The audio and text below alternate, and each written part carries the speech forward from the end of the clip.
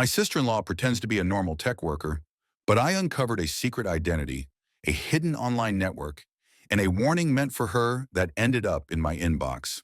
So, I never thought I'd be the person to post something like this, but here I am. This isn't one of those "I caught someone cheating" stories, at least not in the traditional sense. I still don't fully know what I've uncovered, but something is very off, and I need to get it out of my system. I'll try to keep names anonymous. I, 34 years old male, live in a medium-sized town in Oregon. Pretty normal life. Married, stable job, nothing wild.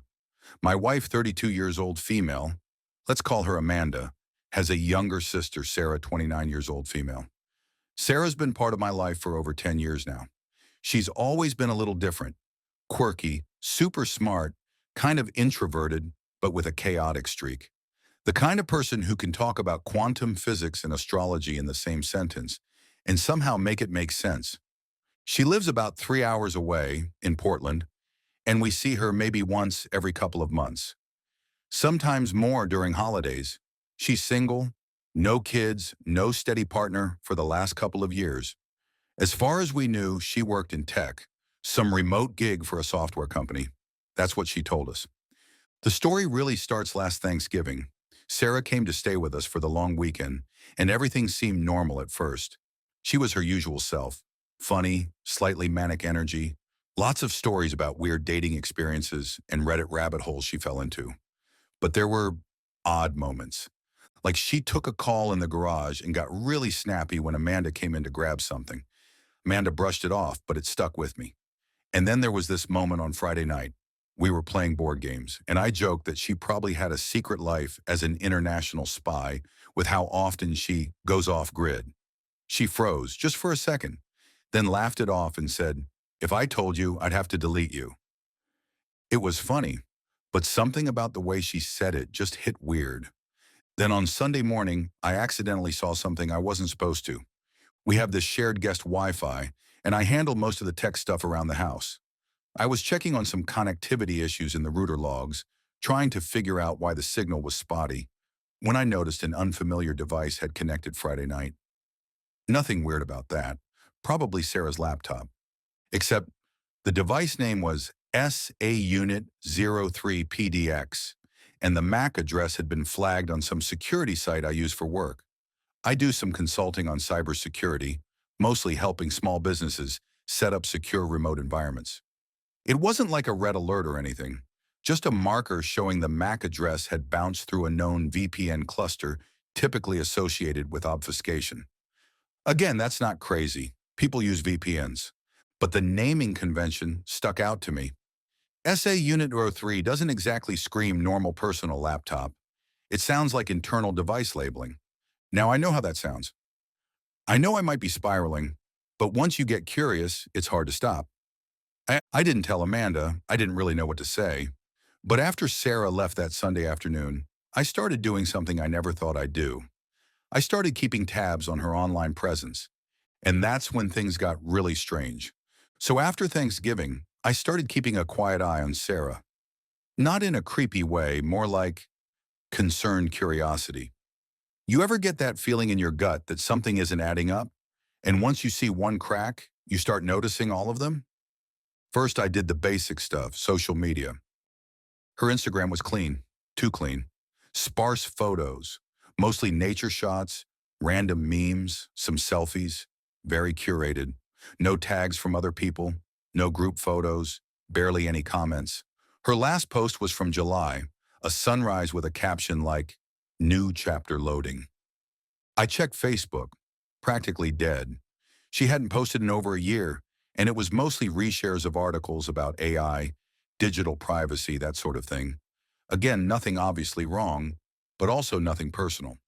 Then I found her Twitter, or what I thought was her Twitter. It had the same profile photo as one she used on her old LinkedIn, an older pic of her in black and white, very artsy, moody vibe. But the handle was totally different, at the Cosmos Witch. Now this account was active. Tweets almost daily, but they were cryptic.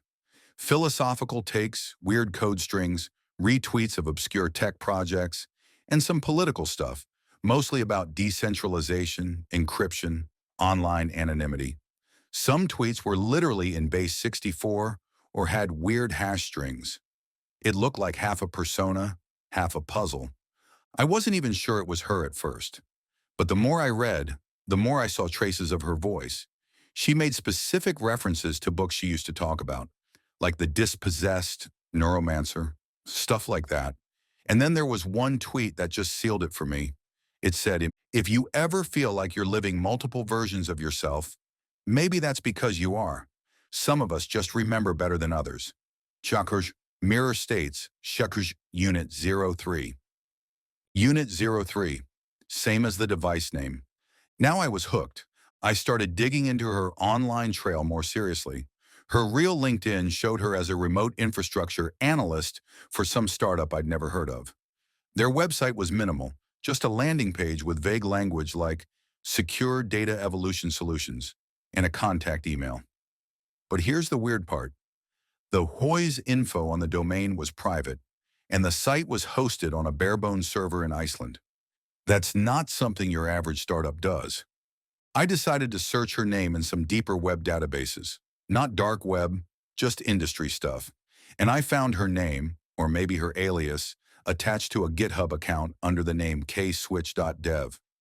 This account was active, tons of repositories. But again, most of them were encrypted messaging tools, experimental blockchain stuff, and something called Shardnet. One repo was literally named Phantom Mesh, with a description that read, for when you need presence without identity. Now again, I work in cybersecurity. I'm not clueless. And this wasn't just hobby coding. These were robust projects with active contributors, some of whom were hiding behind handles. People in niche forums were referencing these tools as alternatives to Tor and Signal. Some were saying it was too bleeding edge to trust yet, but scary powerful. I was floored. None of us knew she was doing this, and it didn't look like it was for money. There were no sponsorships, no monetization, no sign she was selling anything. She wasn't just working in tech. She was operating in some kind of underground privacy network world. At this point, I debated whether to bring it up to Amanda, but what would I even say? Hey, I think your sister is secretly part of a digital resistance movement? It sounds ridiculous. And maybe it was just a passion project. Maybe Sarah's just super private. Then, things got stranger. One night about 3 weeks after Thanksgiving, I got an email. No sender. Just a string of random characters in the from field. The subject line said, "Watch yourself, sysadmin." That's it. No message body. Just that. Now, most people would panic, but I've been around phishing and spoofed emails before. I knew how to check the headers. The weird thing? The email wasn't spoofed. It was sent through an actual secure tunnel, bouncing through multiple relays. It was meant to look suspicious, but it was also clearly a message. I stared at the screen for a while, then deleted it. I didn't mention it to Amanda. A week later, we got a Christmas card from Sarah, handwritten. Nice card. It had a picture of a snow-covered road with a fox in the corner, but inside, after the usual happy holidays stuff, she had written this weird note at the bottom. Tell your trees not to talk. Some of them remember too much. Amanda thought it was just one of Sarah's artsy little jokes. I laughed too, but my stomach flipped when I read it. That night, I connected Sarah's Twitter to an RSS feed just to keep an eye on it quietly. A few days later, she tweeted, "Can't decide if I'm being cautious or paranoid. Depends on if someone's really watching, doesn't it?" I haven't said anything to Amanda. I'm honestly not sure what I can say yet. But here's the kicker, and this just happened yesterday. I looked up Sarah's name on our bank's person-to-person payment history because Amanda had sent her money for a shared gift. When I pulled up the old transaction, something weird popped up under recent recipients. A new name I'd never seen before. Clara Vex. I wouldn't have thought twice about it, except the profile picture was clearly Sarah. Different name, same face, same eyes. And Clara had a payment note from 2 days ago that said, "Thanks for the drop." A chill went down my spine. Who the hell is Clara Vex? And what the hell is my sister-in-law actually involved in? But what for? I knew I couldn't ask Amanda. If I was wrong, I'd sound insane. If I was right, I wasn't sure how deep this went. So I did something stupid. I messaged Clara Vex. I used a burner account, no real info, nothing traceable, and wrote a simple message on the payment app. Just curious, are you Sarah or someone using her photo? I didn't expect a reply, maybe a block, maybe nothing, but 2 hours later, I got a response. Depends. Who's asking? The husband or the sysadmin? My heart sank. She knew. At this point, I was done playing games. I replied, I just want to understand what's going on. That's all. No response for almost a day. Then on a Tuesday evening, I got a message from Sarah herself on Signal. Now, we'd never used Signal to talk before. I didn't even know she had it. But there she was, full name, profile photo, and all. Her first message was, can you meet me this Saturday? Just you, downtown Portland, 10 a.m., Powell's Coffee Room. That was it. No explanation, no emojis, nothing casual about it. I stared at the message for a long time. Part of me felt like I was in way over my head. Another part of me needed to know. So I went. Saturday morning, Powell's Books, Portland. I showed up early, sat with a coffee I barely tasted. She came in exactly at 10, wearing sunglasses and a scarf, even though it wasn't particularly sunny.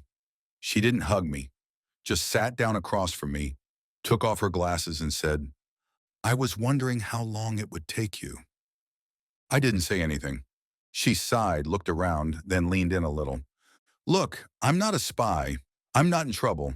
And I'm definitely not running from anything. But you deserve an answer, because you're not wrong. I have been living two lives, but not the way you think. She opened her bag and pulled out a worn leather notebook. Inside were sketches, mind maps, and notes about tech platforms, encrypted apps, pseudonym lists, but also poems, doodles, personal reflections. One page was titled, Things I Can't Say As Me. She closed it, looked at me, and said something that genuinely changed the way I saw her. Clara Vex is me, or a version of me. It started after my last job fired me for whistleblowing. NDA, so I can't talk about it. But basically, I exposed a massive data leak they were covering up. I lost everything, had to rebuild my life. But nobody wanted to hire the girl with a reputation, so I built another one. She told me that Clara became a persona she used to operate in tech spaces where trust was built around skill, not name. She started developing tools for activists, journalists, and people in oppressive countries to communicate safely. At first it was small, but then it grew. I created a network called ShardNet. It's being used in 5 countries now. Some of it's illegal in those places. And if my name was attached to it, people I care about could be in danger. She took a breath. That includes Amanda and you. I didn't know what to say. I was overwhelmed. It wasn't what I expected at all. There was no crime, no scandal, no espionage, just someone who had been forced to disappear in plain sight and somehow became more powerful doing so. But she wasn't done. The reason I reacted weird at Thanksgiving, I was scared. Someone I used to trust found one of my node servers. They messaged me, hinted they knew who I was. That email you got, it wasn't from me, but it was meant for me. You intercepted it accidentally. That's why I knew you were poking around. That was the moment it all clicked. The name, the network, the nervous laughter, the careful social media trail. She wasn't hiding something because she was guilty. She was protecting herself because she was vulnerable. Then just as we were finishing, she added something that chilled me. Not because it was scary, but because it was so matter-of-fact. There's one more thing. You're not the only one who noticed me. Someone else has been tracking me longer than you, and now they've seen you too. I blinked. Wait, what do you mean? She smiled, soft but sad. Let's just say, keep your home router updated, and don't ever plug in anything you didn't buy yourself. Then she stood up, gave me a tight, almost sisterly hug, and walked out. That was 3 weeks ago. I haven't heard from her since. Her Signal account disappeared a few days later. Amanda thinks Sarah's just taking a social detox. I haven't told her the full story, not yet. But sometimes, late at night, I check our network logs, just in case. And last Friday, I saw something odd. A brief ping. An unfamiliar device. Its name? SA Unit 04PDX. I don't know what that means, but I think I'm about to find out. Thanks for watching. Don't forget to subscribe and hit notifications, and if you like this video, press like button. See you in next Deep Reddit videos.